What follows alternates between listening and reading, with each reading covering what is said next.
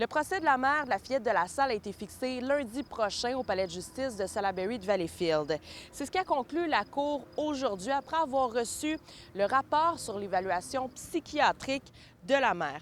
Le but de cette évaluation de 30 jours, déterminer l'état mental par rapport à la responsabilité criminelle de la mère au moment des faits présumés. L'article 16 prévoit deux critères, c'est-à-dire est-ce qu'au moment des faits, l'accusé était atteinte d'un trouble mental?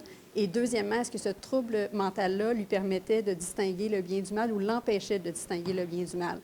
Et c'est suite à ces deux critères-là que le juge aura à se prononcer si une défense d'article 16 est admissible ou non.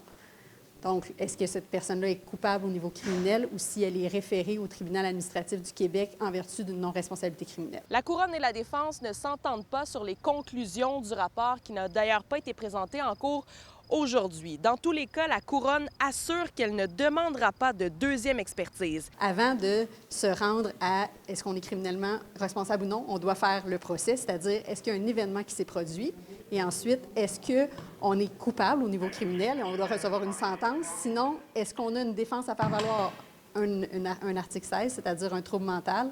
Et là, on ne s'en va pas en prison, on est sous le tribunal administratif du Québec. En cours, la femme de 34 ans s'est montrée plutôt calme lorsqu'elle est entrée dans la salle d'audience. Elle a même souri à un membre de sa famille qui était sur place. Rappelons que le juge Bertrand Saint-Arnaud s'était opposé à sa remise en liberté le temps de subir une évaluation psychiatrique. La mère de la fillette de la Salle est accusée d'abandon d'enfant et de négligence criminelle. Le 15 juin dernier, la mère avait signalé la disparition de sa fille de 3 ans dans un commerce de Coteau-du-Lac. Après 4 jours intensifs de recherche, la petite fille avait été retrouvée vivante en bordure de l'autoroute 417 en Ontario. Une ordonnance de non-publication nous empêche de diffuser le nom de la mère pour protéger l'identité de la fillette.